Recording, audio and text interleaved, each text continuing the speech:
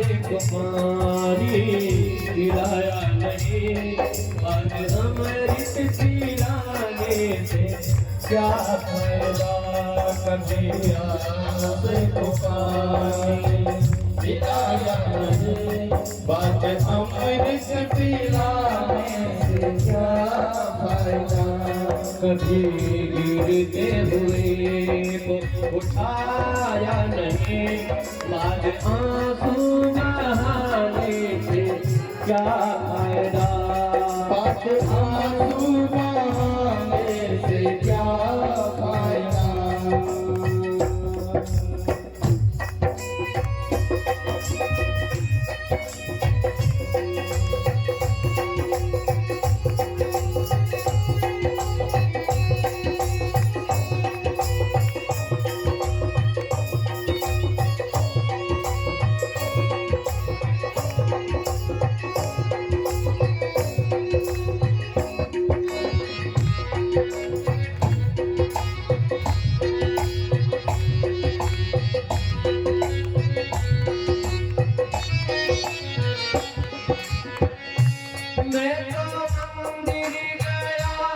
पूजारी की मैं तो मंदिर गया, पूजारी की मैं तो मंदिर गया, पूजारी की पूजा करते हुए ये ख्याल आ गया, पूजा करते हुए ये ख्याल आ गया, कभी माँ बाप की सेवा की ही नहीं, कभी माँ बाप की सेवा की ही नहीं, सिर पे बोझा के भरने से क्या फायदा, बोझा करने से क्या फायदा, कभी प्यासे पानी पिलाया नहीं, बद आंसू पिलाने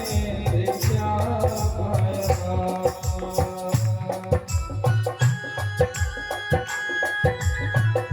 ए हरि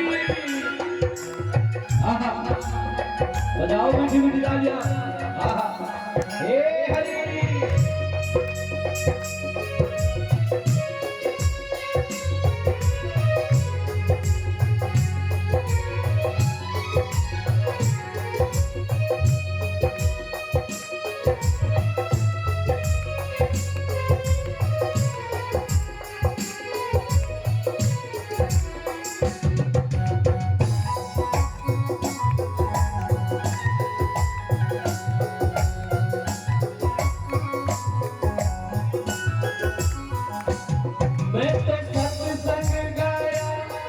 गुरुवाणी सुनी, मैं तो सत्संग गाया,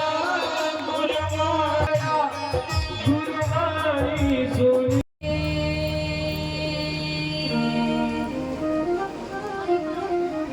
श्री राधे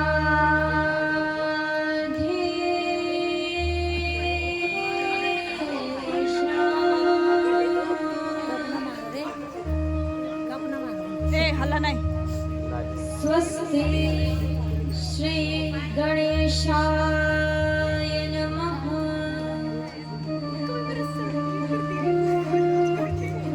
स्वस्ति श्री सरस्वत्यै नमः।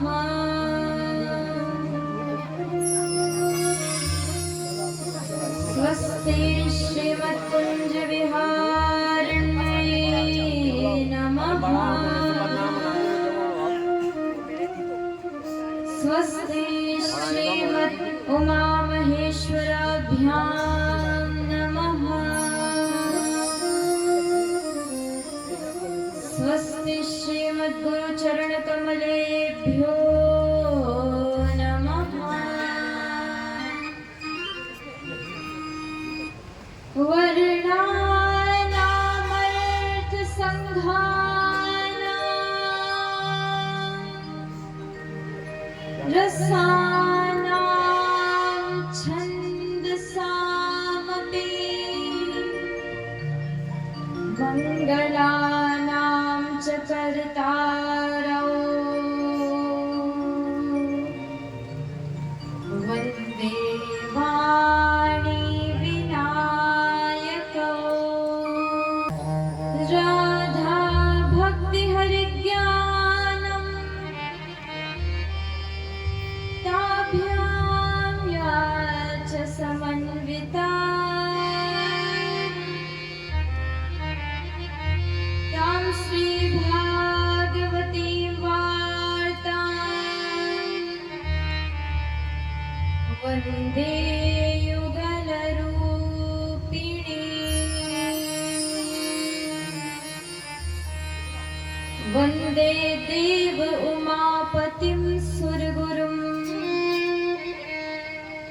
वन्दे जगत्कारणम् वन्दे पन्नगभूषणं मृगधरम् वन्दे पशूनां पतिम् वन्दे सूर्यशशाङ्कवहनिनयनम् वन्दे मुकुन्दप्रियम् वन्दे भक्तजनाश्रयं च वरदम् वन्दे शिवं शङ्करम्। श्री गिरिराज महाराज की, श्री यमुना रसरानी की, ब्रज के समस्त संतों की,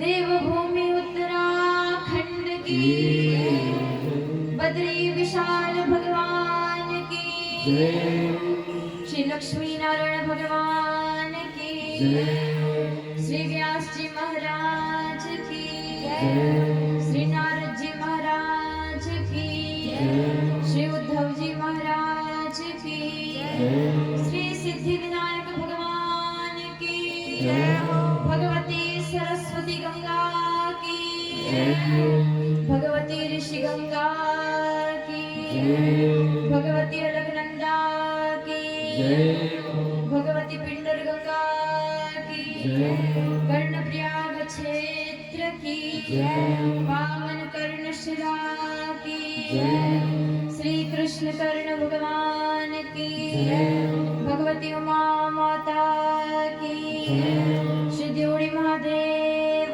की, श्री चंडिका माता की, आदि बद्रीनाथ की, हनुमान जी महाराज की, श्री भैरवनाथ जी महाराज। तो आइए आज सप्तम दिवस की कथा में, विश्राम दिवस की कथा में प्रवेश करने से पूर्व अपने अंतःकरण को पावन करने के लिए भगवान के परम दिव्य नाम संकीर्तन का आश्रय लीजिए।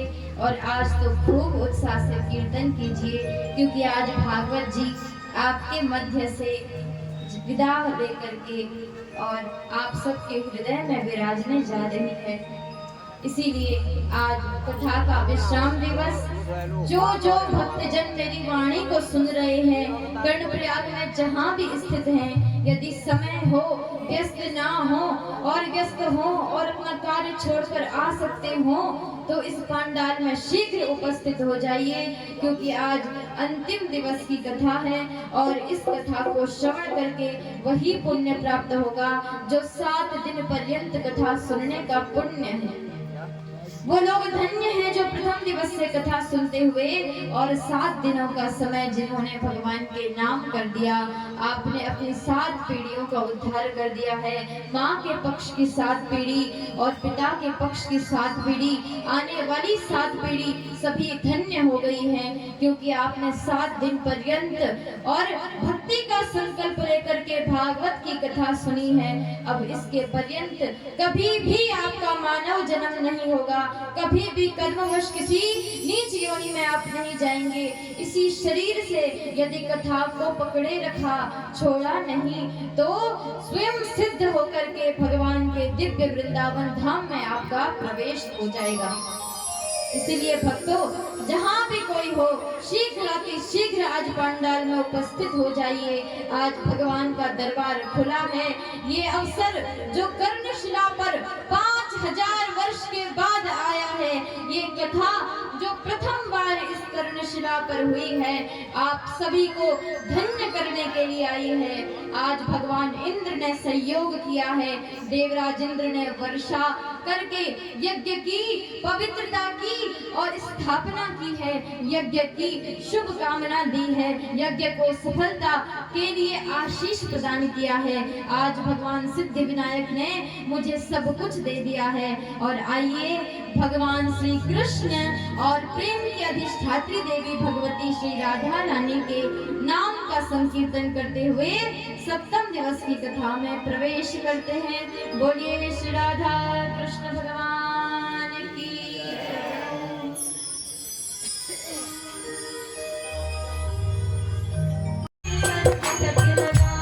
ओ केसर तिलक लगाए, मोर मुकुट सर गण बनमाला, केसर तिलक लगाए। ओ केसर तिलक लगाए, वृंदावन की कुंज गलिन में, ओ वृंदावन की कुंज गलिन में सबको नाच नचाए। ओ सबको नाच नचाए। श्री राधे गोविंदा, मन भजले हरि का प्यारा नाम है। श्री राधे गोविंदा, भजले हरि का प्यारा नाम है। आनंद में झूम करके व्रत हमारा है और झूमे हुए आप सब हैं। जय हो।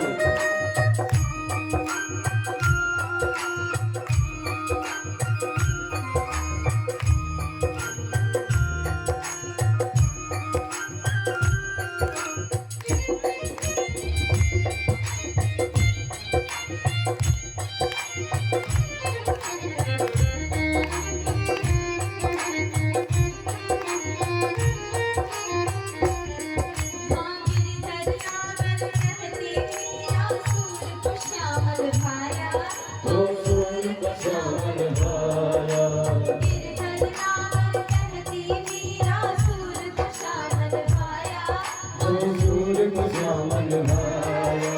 तुकाराम और रामदेव ने, तुकाराम और नामदेव ने विठ्ठल विठ्ठल गाया, ओ विठ्ठल विठ्ठल गाया। श्री राधे गोविंदा, मन भजले हरि का प्यारा नाम है। श्री राधे गोविंदा, मन भजले हरि का प्यारा नाम है। देखो भगवान की कथा। नरसी ने कंकाल बजा के सांवरिया को रिझाया। ओ सावरिया को रिझाया, शबरी ने अपने हाथों से सबरी ने अपने हाथों से प्रभु को वीर खिलाया। ओ सबको गोविंदा, मन भजले हरि का प्यारा नाम है। श्री राधे गोविंदा, मन भजले हरि का प्यारा नाम है।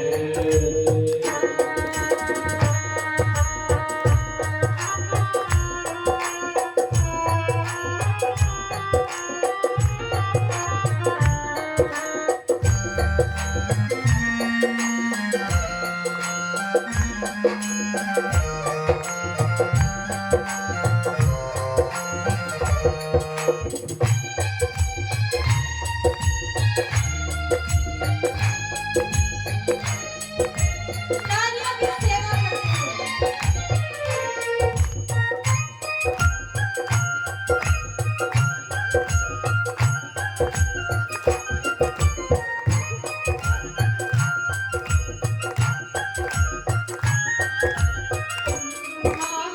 राधा शक्ति बिना न कोई, श्याम के दर्शन पावे। ओ श्याम के दर्शन पावे, राधा शक्ति बिना न कोई, श्याम के दर्शन पाए। ओ श्याम के दर्शन पावे। आराधन कर राधे राधे, आराधन पर राधे राधे, कान्हा भागे आए। ओ कान्हा भागे आए। श्री राधे गोविंदा, मन भजले हरि का प्यारा नाम है। श्री राधे गोविंदा, मन भजले हरि का प्यारा नाम है। आपके किसी कर्म के कारण आपको नहीं मिला, ये सौभाग्य तो आपको मिला है उन महात्माओं के कारण, जो महात्मा आज आपके मध्य इस भागीरथी गंगा को लेकर आए हैं, भगीरथ बनकर आए हैं। जिनके संस्कारों ने, जिनके पितरों के संकल्पों ने उन्हें ये सामर्थ्य प्रदान किया कि वो इतना बड़ा महायज्ञ आयोजित कर सके, जो अपने ही नहीं बल्कि आप सभी के पूर्वजों का उद्धार कर सके। क्योंकि जब यहाँ पर संकल्प पढ़ा जाता है तो केवल इनके पूर्वजों की तृप्ति नहीं होती, इस समस्त क्षेत्र के दैहिक, दैविक और भौतिक तापों के शमन की प्रार्थना की जाती है। और इतने बड़े क्षेत्र के कल्याण के लिए जो महायज्ञ किया है निष्काम भाव से, ऐसे यजमान जी को, जो कि मेरे पिताजी भी हैं, मेरी माता जी, दादाजी और श्री हमारे गुरुदेव उमाशंकर सेवा समिति के अध्यक्ष जी श्री रतोड़ी गुरु जी, और जिन्होंने पूरा भंडार की व्यवस्था संभाली है, ऐसे हमारे पूज्य पंडित जी श्री डूंडी जी, कथा के आचार्य बेंजवाल जी, और जितने भी अन्य समस्त ब्राह्मण जिनके नाम मैंने लिए नहीं लिए, जिन्होंने टेंट की व्यवस्था की और अपनी ओर से इतना बड़ा सहयोग दिया इस यज्ञ को संपूर्ण करने में, ऐसे हमारे प्रिय श्री लक्ष्मण सिंह रावत चाचा जी, आपके पूरे परिवार का, महक का और अब छोटे भाई का, सभी का, सिरोही के सभी निवासियों का, जो इतनी तपती धूप में भगवान का कलश लेकर के आए, जब पैरों में छाले पड़ गए, उस तपती बालू में नंगे पैर चलते हुए, नाम लेते हुए, संकीर्तन करते हुए, नारायण नारायण जपते जपते आप कलश लेकर के, भागवत को लेकर के स्वागत करते हुए यहाँ पर आए। आप सबने तपस्या की, उस तपस्या का क्या वर्णन किया जाए, चाहे हमारे मामा जी हो, चाहे हमारे मौसा जी हो, आप सबने ये कार्य मेरे लिए नहीं किया, आप सबने ये कार्य अपने स्वामी के लिए, अपने कृष्ण के लिए किया है। आप सबने वो त्याग किया, वो आपने अपने अपने घर के अन्य कार्य छोड़कर जून की छुट्टियों का एक पूरा सप्ताह आपने भागवत जी के नाम कर दिया।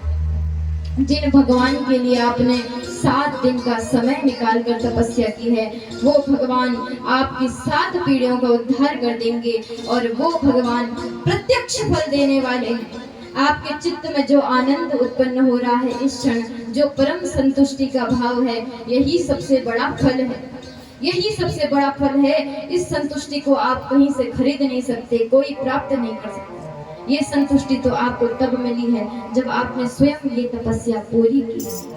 चाहे मेरे मामा जी हो, जिनके शुरुआत से कार्य हुआ और जिनके प्रारंभ किए बिना ये कार्य संभव नहीं था, चाहे वो आदरणीय गुरु जी हो, हमारा घर यहाँ से कितना दूर है, 5 किलोमीटर, लेकिन श्री ड्यूटी जी ने, श्री तोड़ी गुरु जी ने ऐसा लगने ही नहीं दिया कि यहाँ पर कर्णशिला पर हमारा घर नहीं है। इन्होंने पूरी की पूरी कर्णशिला को हमारा घर बना दिया और इतनी भव्य व्यवस्था की है, और मुझे इतना प्रेम किया है जितना कि इन्होंने स्वयं अपनी बेटियों को भी नहीं किया होगा, उससे अधिक प्रेम इन्होंने मुझसे किया। मैं तो धन्य हो गई हूँ और मेरे पास कुछ कहने के लिए है नहीं। मैं जब व्यासपीठ पर आती हूँ तो मुझे आप सब छोटे छोटे बच्चे दिखाई देते हैं, छोटे छोटे बच्चे, और आप सब भले ही संबंधों में, कोई मेरे गुरुजी हैं, कोई माता जी हैं, कोई चाचा जी हैं, जिन्होंने मुझे पढ़ाया है, कोई मेरे साथ खेले हैं, कोई मेरे छोटे भाई हैं, कोई नानी जी हैं, कोई चाची जी हैं, दादाजी हैं, लेकिन जब मैं मंच पर आती हूँ तब तो मुझे सब अपने शिष्य दिखाई देते हैं, तब तो मुझे सब अपने वत्स दिखाई देते हैं, तब तो मुझे ऐसा ही लगता है कि मैं माता हूँ और मैं अपने बच्चों को शिक्षा दे रही हूँ, मैं गुरु हूँ और मैं अपने शिष्यों को शिक्षा दे रही हूँ। आप सब सदा सर्वदा भागवत में और व्यासपीठ में गुरु भाव रखिए। जब व्यासपीठ पर कोई वक्ता विराजमान हो जाता है तो वो गुरु हो जाता है, और गुरु को गुरु दक्षिणा देनी पड़ती है। जिन्होंने भी कथा सुनी है, कथा के प्रारंभ में ही उनसे मैं गुरु दक्षिणा मांग रही हूँ। कौन कौन मुझे गुरु दक्षिणा देगा? हाथ खड़े कीजिए। अब कुछ इतने कंजूस हैं अभी भी सोच रहे हैं अरे भाई डरो मत, कुछ पैसा पाई कुछ नहीं मांगने वाली, सोने की अंगूठी चेन वगैरह कुछ नहीं चाहिए, बस आपके ही लाभ के लिए कह रही हूँ। हाथ तो उठा लो। देखो हमें भी दादी ने हाथ भी उठाया दादी जी क्यों डर रही है?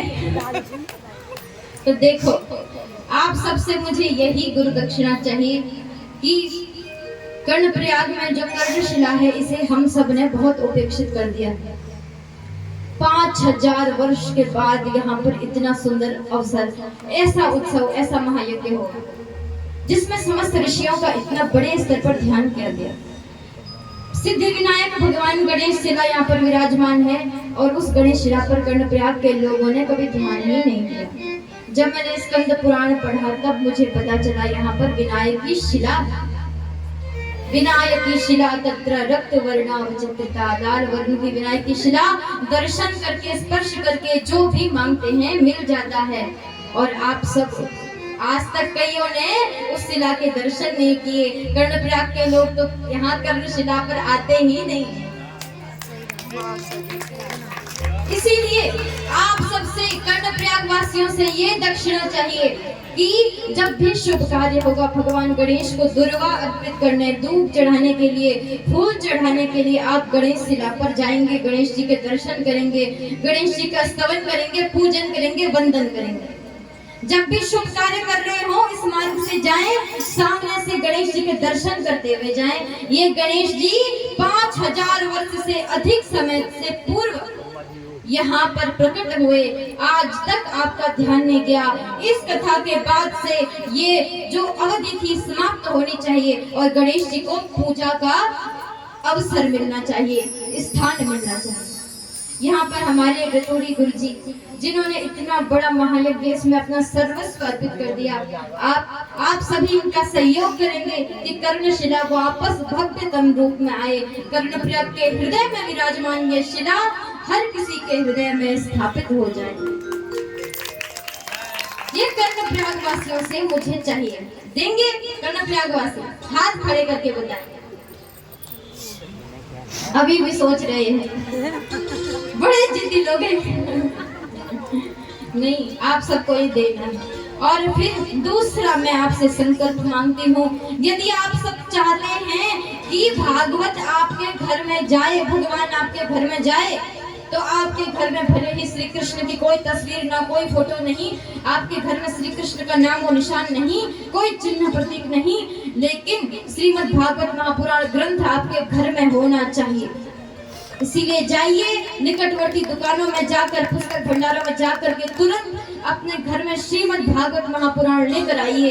आपकी पीढ़ियों में भी, वंशों में भी कोई ना कोई ऐसा अवश्य होगा जो भागवत को पढ़कर, भागवत के मार्ग पर चलकर स्वयं भागवत बन जाएगा, आपका उद्धार कर देगा। ये सौभाग्य मांगती हूँ मैं आंचल पसार करके माता उमा भवानी से कि हे मैया, तुमने मुझे सब कुछ दे दिया, सब कुछ दे दिया, बस अब यही सामर्थ्य दो कि जब तक किरण का शरीर है और जब जिस भी योनि में मैं जाऊं, जो भी शरीर प्राप्त करूं, सदा सर्वदा अपने स्वामी की, अपनी स्वामिनी की श्री भागवत महापुराण की सेवा में अपने शरीर का कण कण, रक्त का क्षण अंश अंश लगा दो। हे भगवती, हे माँ, मुझे तुमसे यही वरदान चाहिए, यही वरदान चाहिए। और भक्तों, आशीर्वाद तो कथा के बाद भी दिया जाएगा, इसीलिए अतिशीघ्र समय न गंवाते हुए, क्योंकि आज आप सबको भगवान की पूजा के साथ साथ भगवान का प्रसाद भी पाना है पेट। और जब चलते चलते आगे बढ़े, एक गुफा आई और वहां गुफा पर उस भालू के चरण चिन्ह समाप्त हो गए। भगवान ने अपने समस्त सेवकों से कहा, आप हमारे लिए इतना सब कुछ करते हैं, इस गुफा के भीतर हम अकेले जाएंगे, क्योंकि यहाँ भीतर कुछ भी हो सकता है, आप चले जाओ, लौट जाओ। सभी दासों ने कहा कि स्वामी, हम आपको छोड़ करके नहीं जाएंगे, हम आपके बिना द्वारका नहीं लौटेंगे, किंतु भगवान ने हठ पूर्वक सबको वहां से वापस लौटा दिया और भगवान स्वयं अकेले ही गुफा में प्रविष्ट होने लगे।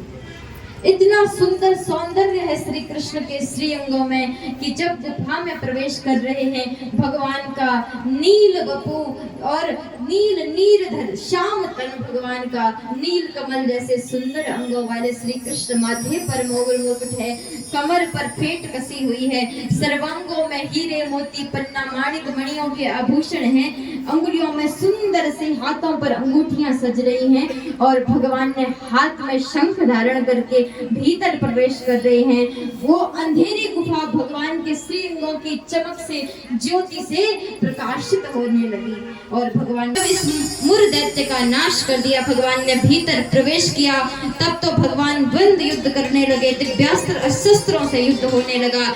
भगवान नरकासुर से युद्ध करने लगे, किंतु बार बार युद्ध करते और नरकासुर जीवित रहता, भगवान उसका वध नहीं करते।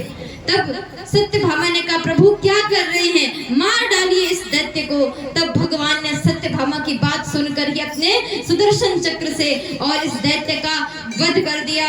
बोलिए भक्तवत्सल भगवान की। ये पायो जी मैंने राम रतन, आप सब पा चुके हैं उस धन को, 7 दिनों से पा चुके हैं आप। राम रतन धन पायो, पायो जी मैंने राम रतन धन पायो, राम रतन धन पायो, पायो जी मैंने राम रतन धन पायो, पायो जी मैंने राम रतन धन पायो।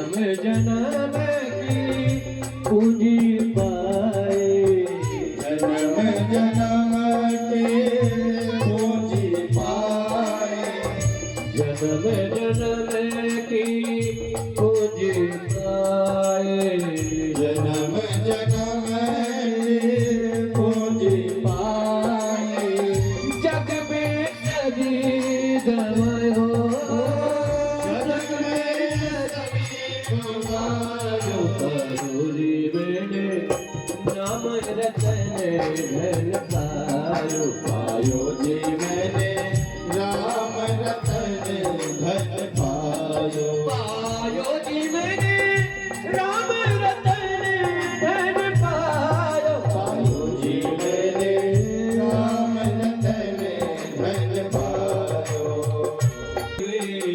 खर्च न कोई चोर न देवे, दिन दिन बढ़त समाए, ओ दिन दिन बढ़त समाए, जीवे नाम रतन धन पायो, पायो जी मैंने राम रतन धन पायो।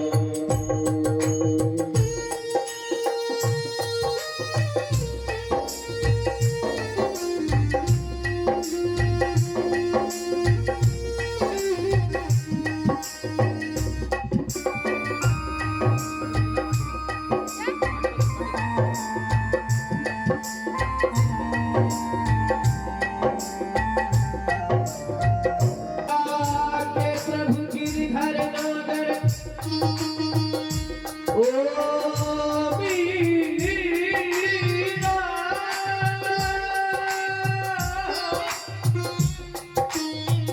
मीरा के प्रभु गिरधर नागर, मीरा के प्रभु गिरधर नागर, हरस हरस हरस हरस जस गायो, पायो जी मैंने राम रतन धन पायो, पायो जी मैंने राम रतन धन पायो, पायो जी मैंने राम रतन धन पायो। रामाय राम भद्राय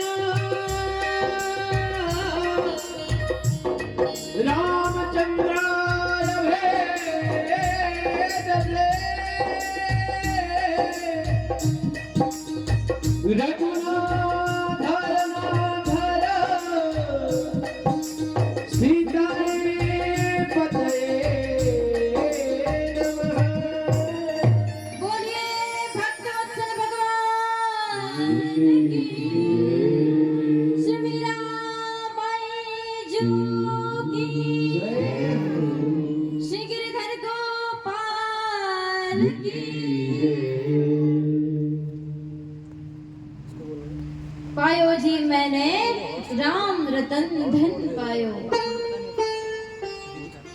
5 घरों में जो मिल जाता उसे स्वीकार करके पा लेते। सुदामा जी महाराज इतने दीन कि रोग लग जाते हैं जब शरीर पर चिकित्सा कराने के लिए, दवाई खरीदने के लिए धन नहीं है। श्री कृष्ण का नाम लेकर के जल पीते हैं और यही कामना करते हैं कि मेरे सभी कष्ट भले ही मैं भोगूं, मुझे सताएं, लेकिन मेरे बाल बच्चों के, मेरे छोटे छोटे बालकों के जीवन में श्री कृष्ण नाम का ये अमृत कभी समाप्त न हो। भले ही गोविंद हमें हमारा भाग्य कर्मानुसार जितना भी कष्ट दे दे, किंतु हे कृष्ण, हे गोविंद, तुम अपनी भक्ति सदा हमारे चित्त में बसाए रखना। एक दिन भगवती रुक्मिणी जी ठाकुर जी के साथ बैठी, ठाकुर जी भोजन कर रहे, ठाकुर जी के नेत्रों से आंसू गिर रहे हैं। रुक्मिणी जी ने कहा, प्रभु सदा प्रसन्न, सदा हंसते रहने वाले, प्रसन्न रहने वाले हे दीनदयाल, आज आपके नेत्रों में आंसू कैसे हैं?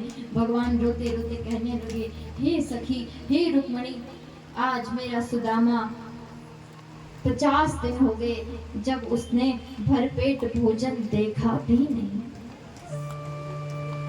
मेरे सुदामा ने भोजन नहीं किया और मेरे सुदामा की पत्नी अपने बालकों के लिए रो रही है कि कब मेरे जैसी दुर्भाग्यशालिनी कौन होगी जो अपने बच्चों को पेट भर भोजन नहीं करा सकती, जो अपने बच्चों को ठंड में और पहनाने के लिए मोटे वस्त्र नहीं दिला सकती, जो अपने बच्चों को रहने के लिए अच्छी शैया नहीं दे सकती, अच्छी सेज नहीं दे सकती, जो अपने बच्चों को पढ़ाने के लिए पुस्तकें नहीं ला सकती। मेरे जैसी दुर्भाग्यशालिनी कौन होगी? मैं तो साक्षात दरिद्रता की मूर्ति हूँ। भगवान श्री कृष्ण कहते हैं कि हे रुक्मिणी, मुझसे मेरे सखा की ये दशा देखी नहीं जाती, मुझसे मेरे सखा का ये कष्ट देखा नहीं जाता। रुक्मिणी जी ने कहा कि स्वामी, आप चिंता क्यों करते हैं? मैं लक्ष्मी हूँ, आप मत कीजिए चिंता, मैं सुदामा जी की सहायता करूंगी। और भगवती लक्ष्मी जी ने सुदामा जी को एक दिव्य देवी के रूप में आकर हाथों में, पात्र में और खीर का प्रसाद दिया। उस खीर को लेकर के सुदामा जी जब गली से गुजर रहे थे, जा रहे थे नगर से, तभी सुदामा जी ने देखा कि 2 अत्यंत दीनहीन, तुच्छ से दरिद्र भिक्षुक बैठे हैं जिन्होंने भोजन नहीं किया। सुदामा जी को उनकी दशा देख करके इतना दुख हुआ, अपनी भूख भूल गए, अपने बच्चों की भूख भूल गए और वो पात्र उन्होंने उन भिक्षुकों को दे दिया। सुदामा जी घर लौटे खाली हाथ और बच्चों ने कहा, पिताजी आज हमारे लिए क्या भोजन आया है?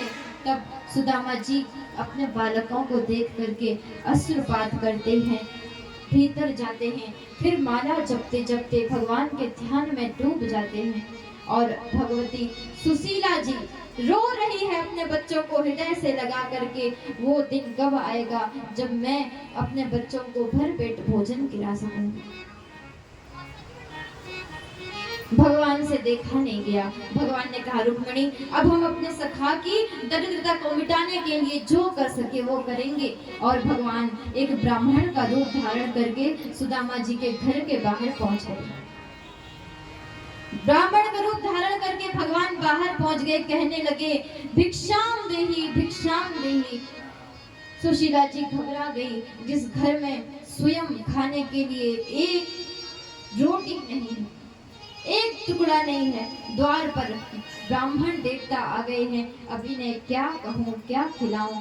द्वार पर गई, स्वागत किया, हाथ जोड़कर कहने लगी, प्रभु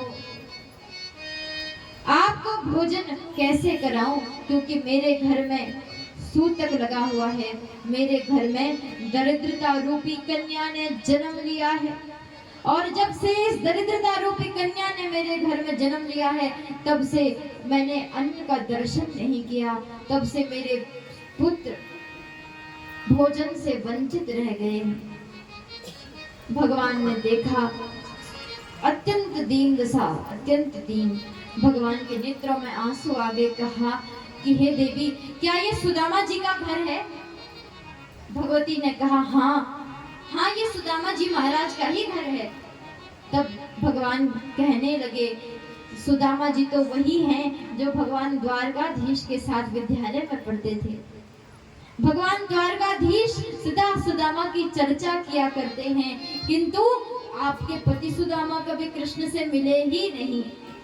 सुदामा जी कहते हैं, मैं जाऊं तो सही, अवश्य जाऊं, मेरा भी तो मन करता है कृष्ण को देखने का, किंतु राजा है कृष्ण। मैंने सुना है श्री कृष्ण द्वारकाधीश बन गया है, राजा के पास कभी भी खाली हाथ नहीं जाना चाहिए। जो तुम्हारे पास है कुछ ना कुछ लेकर के आओ। और सुशीला जी आनंद में भरकर कि अब मेरे ठाकुर जी आखिर अंततः भगवान से मिलने जा रहे हैं। सुशीला जी भीतर गई, भंडार में देखने लगी क्या क्या है, पर देखा कि भंडार में कुछ भी नहीं, चावल की एक बूंद, एक कण अनाज का भी नहीं। और देखते ही देखते सुशीला जी फूट फूट कर रोने लगी। हे गोविंद, तुझे अर्पित करने के लिए प्रेम के अतिरिक्त हमारे पास कुछ भी नहीं, आंसुओं के अतिरिक्त। और कई और 4 अलग अलग प्रकार के चावल लोगों ने सुशीला के झोली में डाल दिए। एक पुरानी धोती जिसमें कि अनेकानेक छिद्र हैं, उन छिद्रों को सिलती हुई और सुशीला ने पोटली तैयार करके 4 मुट्ठी चावल बांधे हैं और ठाकुर जी के लिए सुदामा जी के हाथ में चावल रखकर बोली, कहना तुम्हारी भाभी ने बड़े प्रेम से भेजा है और मेरा एक संदेश उन्हें सुना देना। मेरे देवर जी तो दीन दयाल दीन वत्सल हैं, उनसे बड़ा हृदय का संसार में कोई नहीं। अब हे स्वामी, अब आप जाइए, द्वारका के लिए गमन कीजिए। और सुदामा जी इतने सरल हृदय जैसे थे वैसे ही, ना कोई विचित्र श्रृंगार, ना कोई आडंबर, वही स्वरूप, हाथ में लाठी लेकर, माला लेकर के, गिरते पड़ते दुर्बल शरीर, वृद्ध शरीर, और चलने लगे हैं द्वारका की ओर। चलते हैं, गिर पड़ते हैं, थकते हैं, तपती धूप में चलते हैं, कांटों के ऊपर से चलते हैं और विश्राम करते हैं वृक्ष की छाया में। भगवान द्वारकाधीश की तो प्रतिज्ञा है कि जो भक्त मेरी ओर 1 पग चलता है उसकी ओर मैं 100 पग चलता हूँ। कह रहे हैं, मणि माणिकों के खंभे सजे हुए हैं और चारों ओर ऐसी दिव्य देवियां विचरण कर रही हैं, मानो भगवती श्री लक्ष्मी जी ही विचरण कर रही हो, मानो भगवती उमा देवी विचरण कर रही हो, मानो भगवती महासरस्वती विचरण कर रही हो। चतुर्भुज रूप में सभी देवता, सभी पार्षद श्री कृष्ण गोविंद, श्री कृष्ण गोविंद, श्री कृष्ण गोविंद कहते कहते द्वारका की वीथियों में कीर्तन करते करते, कृष्ण नाम के तो बहुत है, कौन सा वाला कृष्ण? तब श्री सुदामा जी कहते हैं कि वही कृष्ण मेरा सखा जिसने हाथ पर गिरिराज धारण कर दिया, वही कृष्ण मेरा सखा जिसने हाथ में बंशी धारण की, वही कृष्ण मेरा सखा जिसका हाथ भगवती राधिका जी ने थाम लिया, वही कृष्ण मेरा सखा जिसने महारास में नृत्य किया भगवान शिव के साथ, वही कृष्ण मेरा सखा जो वृंदावन के वन में नंगे पांव अनावृत चरणों से हाथ में बंशी लेकर, सिर पर मोर पंख लेकर के और गैयों के साथ पीछे पीछे चल रहा है। लाखों लाखों ग्वाले चल रहे हैं, आंखों कोटि कोटि गाय आगे दिव्य भवन में, दिव्य द्वारका में सुदामा जी बाहर आकर के और देख रही हो वसुधा विरामा, दिव्य वसुधा को देख रहे हैं और द्वारपाल से कहते मेरे सखा को बुलाओ। द्वारपाल भीतर गए और श्री कृष्ण उस समय बैठे अष्टमहिषियों के साथ विराजमान। रुक्मिणी जी मुकुट लेकर खड़ी है, जामवंती छत्र लेकर खड़ी है, सत्या भगवान के चरण में और सुंदर सा चंदन अर्पित कर रही है, कालिंदी ने हाथ में वंशी धारण कर गोविंद को समर्पित की है, लक्ष्मणा ने भगवान के ऊपर इत्र की सेवा की है और एक सखी अपने हाथों में जल लेकर खड़ी, एक सखी दुपट्टा लेकर खड़ी, भगवान श्री कृष्ण सभा में जाने के लिए श्रृंगार कर रहे। तभी द्वारपाल आया और द्वारपाल गोविंद से कहने लगा, हे स्वामी देखो देखो ये गरीबी, ये गरीबी कहाँ, कृष्ण के दरबार में विश्वास लेके आया हूँ। मेरे बचपन का यार है मेरा श्याम, यही आस लेके आया हूँ।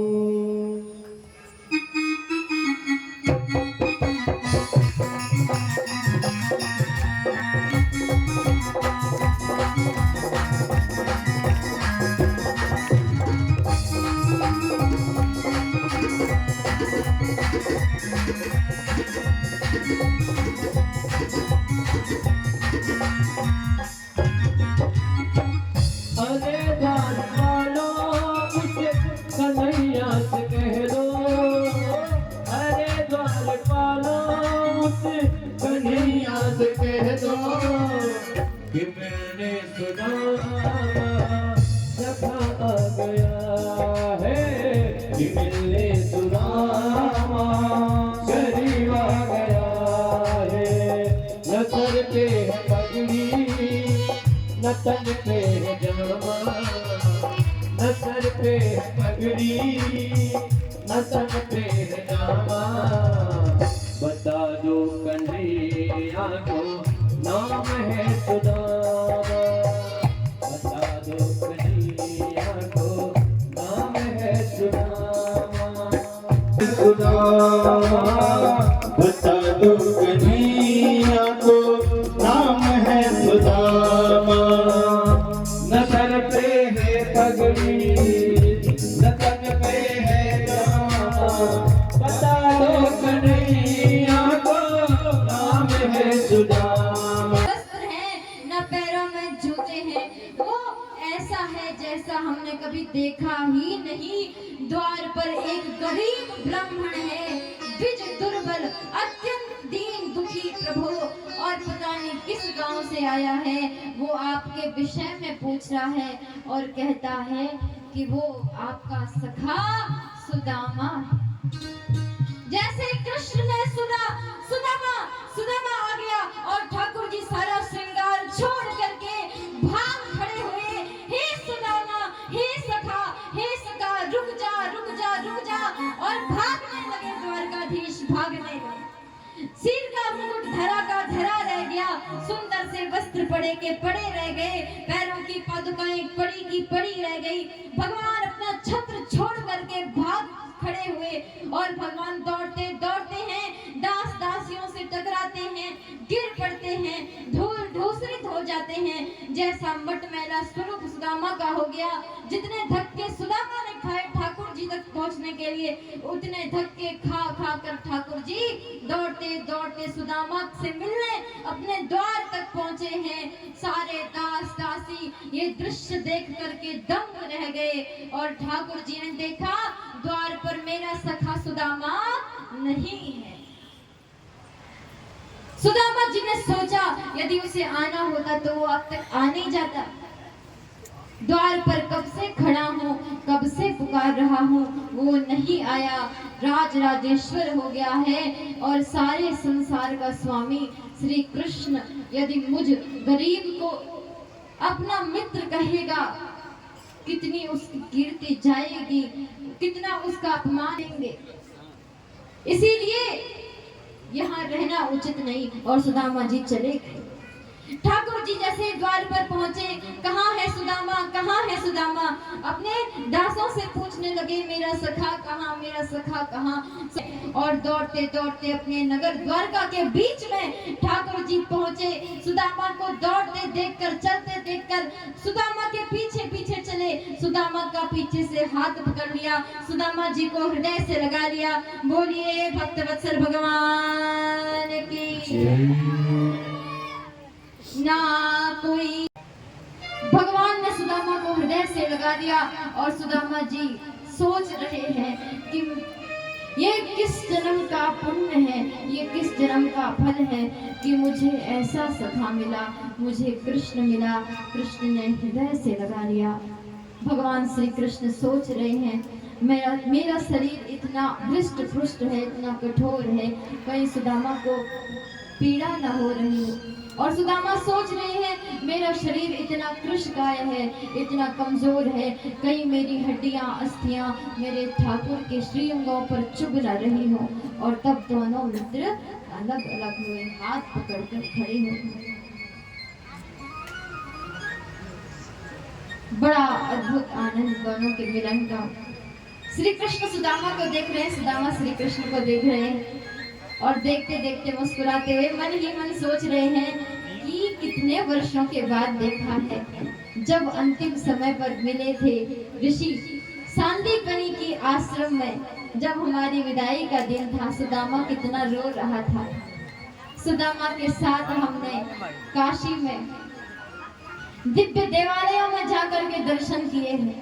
सुदामा के साथ ऋषि सांदीपनि जी के चरणों की सेवा की, सुदामा जी के साथ में गायों की सेवा की, सुदामा का हाथ पकड़कर भिक्षा मांगने जाते थे। सुदामा अपने को जो मिलता भोजन में, भिक्षा में, अपने से अधिक हमें खिला देता। और मित्रता, ये यारी तो जुगों जुगों की है, इतिहास तो सदा इसे स्मरण रखेगा। और सेवकों को आज्ञा दी, हमारा सोने का रथ लेकर आओ, और हे दारुक, हमारे प्यारे सखा को रथ पर बिठा करके भवन में ले चलो।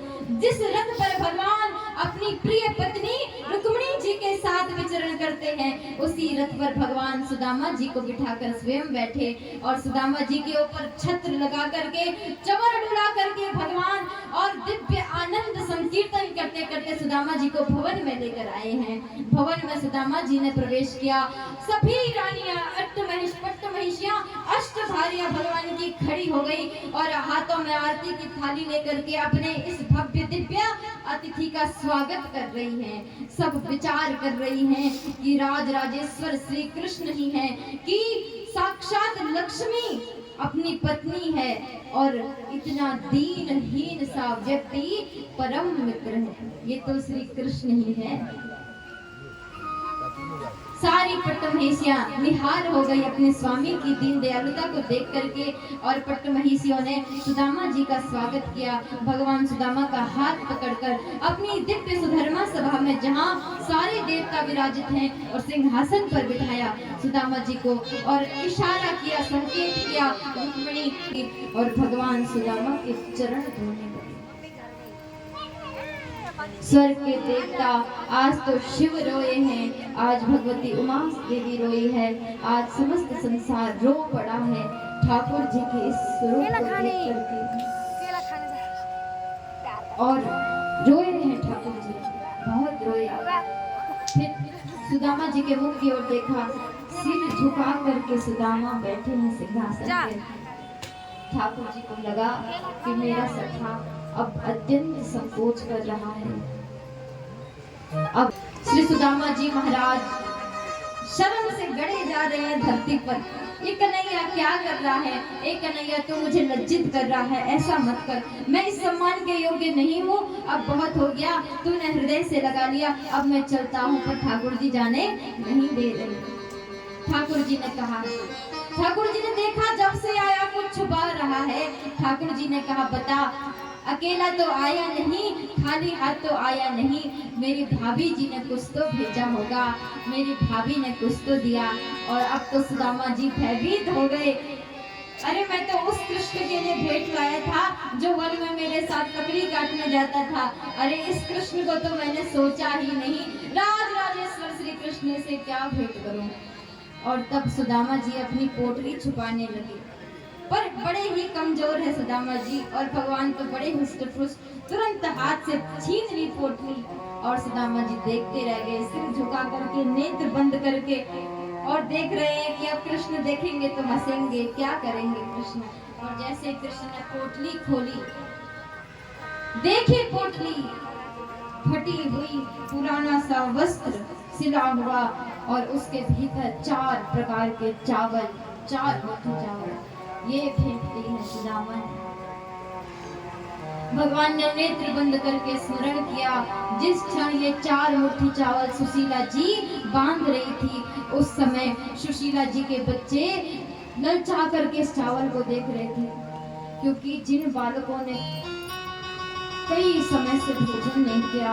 ये 4 मुट्ठी चावल क्या है, ये तो उन्हीं को पता है जिन्होंने जीवन में भूख देखी है, जिन्होंने जीवन में अभाव देखा है, जिन्होंने सदा सर्वदा सुख ही सुख पाया। वो क्या जानते हैं कि सुदामा के 4 मुट्ठी चावलों में भगवान द्वारकाधीश को किस लोक की संपत्ति मिली। और भगवान भक्तवत्सल द्वारकाधीश ने नेत्र खोलकर जब उसे देखा, आंसुओं में डूब गए गोविंद, आंसुओं में डूब गए गोविंद। सोचने लगे सुदामा की सारी संपत्ति है ये 4 मुट्ठी चावल, इसके पास इससे अधिक कुछ है नहीं और मेरे पास भी इसे देने के लिए कुछ है नहीं। इन 4 मुट्ठी के बदले में इसे क्या दूं? विचार किया, 4 लोगों की संपत्ति सुदामा को दे दूं। और मुट्ठी भर के पहली मुट्ठी निकाली, भगवान ने मुख में डाल दी, सारी धरती की संपदा सुदामा के नाम कर दी। दूसरी मुट्ठी निकाली, सारी स्वर्ग की संपदा सुदामा के नाम कर दी। सुदामा की दरिद्रता को चबा चबा करके खाने लगे भगवान महाकाल श्री कृष्ण। और तीसरी मुट्ठी में अपना वैकुंठ धाम देने लगे, तब को वैकुंठ को लक्ष्मी ने रोक लिया है। और लक्ष्मी रुक्मिणी जी ने आकर के भगवान का हाथ पकड़ लिया कि ये कैसे स्वामी है मेरे, जो देने पर आते हैं तो अपना घर ही दान दे रहे हैं। अरे स्वामी, आप तो बिना घर के रह जाएंगे, मैं अपना घर छोड़ करके कहाँ जाऊंगी। और रुक्मिणी जी ने हाथ पकड़ लिया कृष्ण का और हाथ से पोटली छीन कर कहने लगी, अपने भक्त की इस प्रसाद को, इस भेंट को हमको भी दीजिए। और रुक्मिणी जी ने उस मुट्ठी को अपनी समस्त सखियों में, सभी पटरानियों में बांटा और अपने द्वारिका के भंडार में जमा कर दिया। सारी द्वारका को उस चावल का प्रसाद वितरित किया है। भगवान की प्रिय भक्ति भगवती रुक्मिणी जी ने कहा, स्वामी इस चावल का मूल्य हम स्वयं सुदामा को देंगे, इस चावल का मूल्य हम चुकाएंगे। और तब सुदामा जी महाराज से बड़े प्रेम की बातें द्वारकाधीश करने लगे। सुदामा ने कहा, कितना ब्याह, कितने विवाह हुए, कैसे परिवार है, कैसी पत्नी है। तब भगवान ने कहा कि मेरी बात दोगे सबको। सुदामा जी ने कहा, हाँ लेकर तो आओ। और तब तो लाइन लग गई महाराज। ठाकुर जी बैठे हुए हैं, सारी देवियां पधार रही हैं एक एक करके और सुदामा जी सबको आशीर्वाद दे रहे हैं, अखंड सौभाग्यवती भव, अखंड सौभाग्यवती भव, अखंड सौभाग्यवती भव। और देते देते जब 500 हो गई तो बस कहने लगी, अखंड सौभाग्यवती, अखंड सौभाग्यवती। 1000 हुए तो कह रहे हैं भव भव भव। अब तो ठाकुर जी, अब तो हाथ भी खड़ा नहीं कर पा रहे। सुदामा जी पूछ रहे हैं, प्रभु कितनी हुई? भगवान कह रहे हैं, अभी तो 2000 हुई, अभी तो बहुत आगे संख्या बहुत बड़ी है। कुल कितनी है? 16108। सुदामा जी ने कहा, बस बस प्राण लेगा अब तो। अरे कन्हैया, प्राण लेगा? इतनों को आशीर्वाद कब तक देंगे? अब भगवान ने कहा, देखो अब तुमने एक को दिया है, दूसरी को नहीं दोगे तो तब हमारा मुश्किल हो जाएगा द्वारका में रहना। सुदामा जी ने कहा, अब ये भी है और परिवार की। भगवान ने कहा, बलभद्र जी की पत्नी है और मेरी बहुएं हैं, पुत्रों की पुत्र वधुएं हैं, मेरी बेटियां हैं, द्वारका नगर की वासनियां हैं, सबकी सब आने वाली हैं, सब दासियां पंक्ति में खड़ी हैं। सुदामा जी ने हाथ जोड़ दिए, प्रभु आप ही सबके स्वामी हैं, आप ही, ये सब आपकी अर्धांगिनी, आप इनके अर्धांग, सबके बदले तुम ही आशीर्वाद ले लो और तुम ही सबको बांट लो। तुम्ही को कहते हैं अखंड सौभाग्यवती भव, सदा सुखी रहो। और तब वो आशीर्वाद भगवान ने सब में बांट दिया।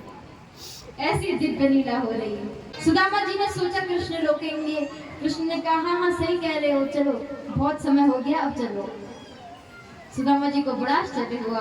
भगवान ने सुदामा जी के बहुमूल्य वस्त्र उतार लिए, वही पुरानी धोती हाथ सौंप दी। सुदामा जी वही पुरानी धोती पहनकर, फटी सी धोती दुपट्टा पहनकर तैयार हो गए, हाथ में वही छड़ी दी और कहा कि अब जाओ, अब विदाई।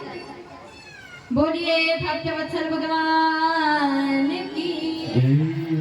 और सुदामा जी चलने लगे, चलते चलते सोचने लगे, कृष्ण ने दक्षिणा भी नहीं दी। ब्राह्मण को तो दक्षिणा सबसे ज्यादा ध्यान रहती है, दक्षिणा भी नहीं दी, भोजन भी नहीं कराया, वस्त्र भी नहीं दिए, जो था वो भी ले गया, ऐसा क्यों किया? तब हृदय से अगर ब्राह्मणी देखेगी कि झोले में कुछ नहीं है तो ब्राह्मणी क्या सोचेगी। और घर जाकर देखा दिव्य महल है, दिव्य महल है। अरे यहाँ तो मेरी कुटिया थी और ये बड़े बड़े महल कहाँ से आ गए? कदाचित किसी राजा ने यहाँ आक्रमण करके, अतिक्रमण करके जगह पसंद कर ली और अपना महल बना दिया, मेरी कुटिया तोड़ दी। यहाँ तो मेरी झोपड़ी थी, कहाँ गई वो झोपड़ी? और चलो झोपड़ी गई तो गई, ब्राह्मणी कहाँ गई? हे सुशीला, हे सुशीला, ढूंढने लगे, किंतु क्या देखते हैं सामने साक्षात उसी महल से जैसी भगवती रुक्मिणी है वैसे ही सुंदर स्वरूप वाली एक देवी आती है। सुदामा जी के चरणों में प्रणाम करती। सुदामा जी ने कहा, देवी मेरी पत्नी कहाँ है? और देवी कह रही है, प्रभु 2 दिन के लिए गए और मुझे भूल गए। अरे मैं ही तो हूँ आपकी सुशीला, मैं ही तो हूँ सुशीला। और तब वो सौंदर्य देख करके सुदामा जी मंत्रमुग्ध रह गए हैं। कह रहे हैं, देवी तेरी तो काया ही पलट गई, ये चमत्कार कैसे हो गया? देखा मेरे छोटे छोटे पुत्र राजकुमारों की भांति सजे हुए हैं। जिन घरों से मेरी पत्नी चावल मांगकर लाई, वो घरों भी, उन घरों में भी दिव्य आनंद हो रहा है। सभी दिव्य नगर के वासी बन गए हैं, सारे गांव वाले दिव्य वैसे ही सौंदर्य से परिपूर्ण महल में रह रहे हैं। जैसे श्री कृष्ण की द्वारका है, वैसे ही सुदामा की सुदामापुरी बन गई।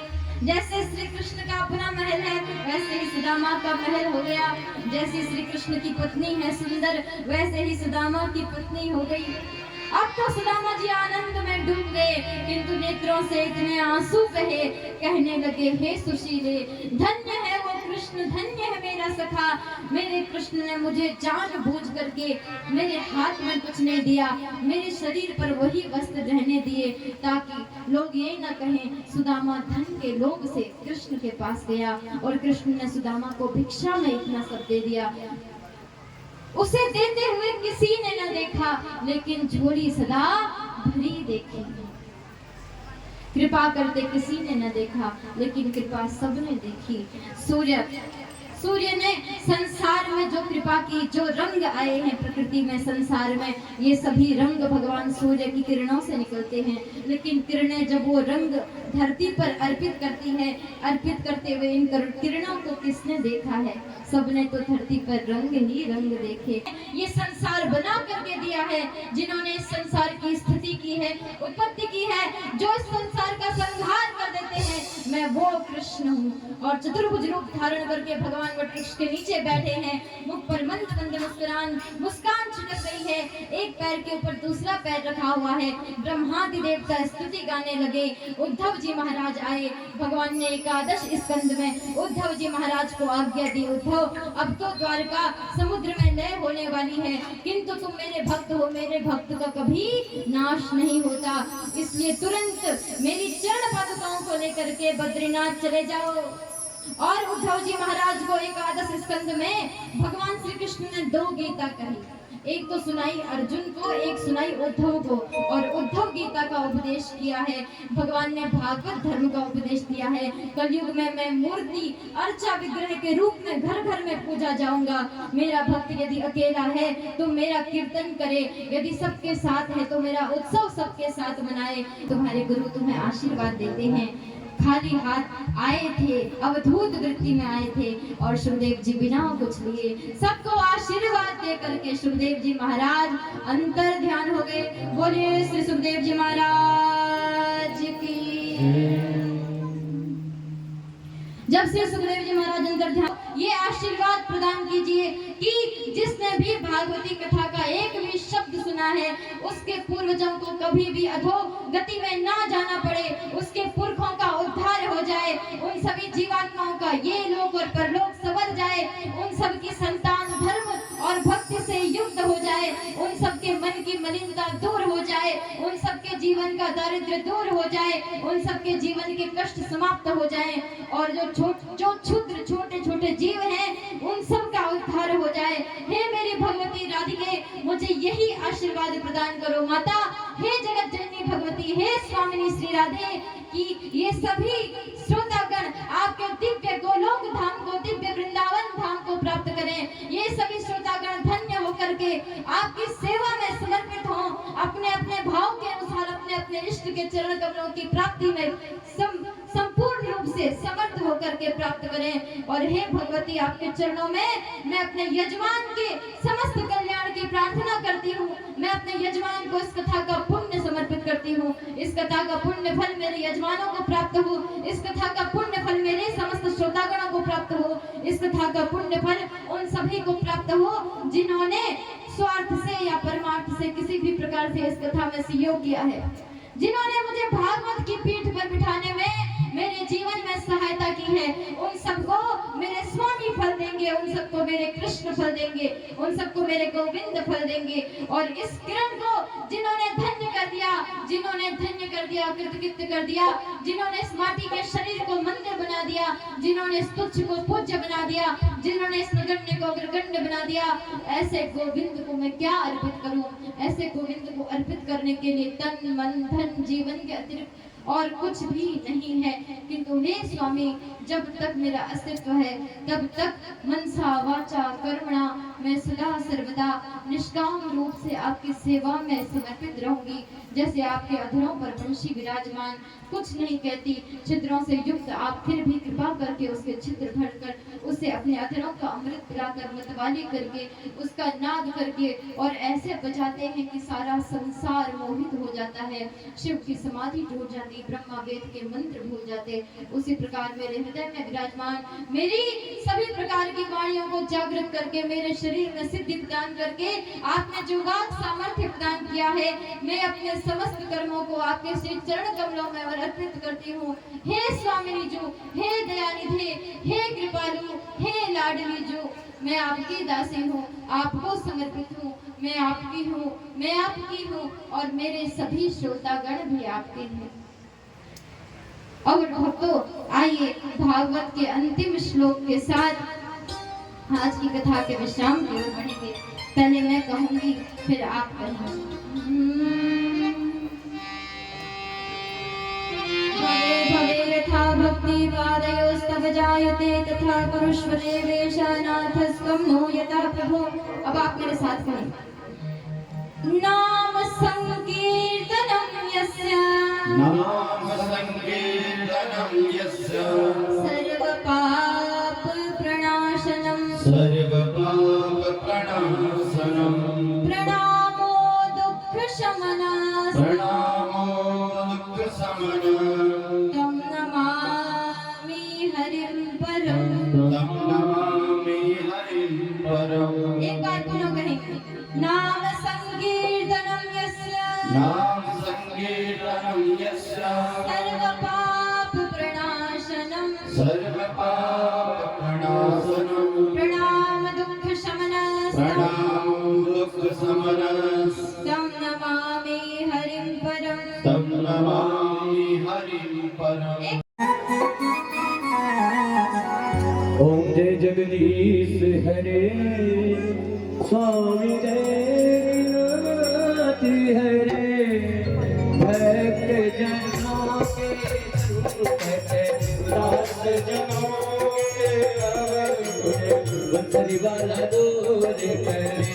ओम जय जगदीश हरे, हो भावे फल आवे, दुख विनसे मन का, स्वामी दुख विनसे मन का, सुख संपत्ति घर आवे, सुख घर आवे, कष्ट मिटे तुझ का। ओम जय जगदीश हरे, मात पिता तुम मेरे, शरण गहूँ में किसके, स्वामी शरण पड़ो में किसकी, तुम बिन और न दूजा, प्रभु बिन और न दूजा, आस करूँ मैं किसकी, तुम्हारे पति, किसके मिला जया माया,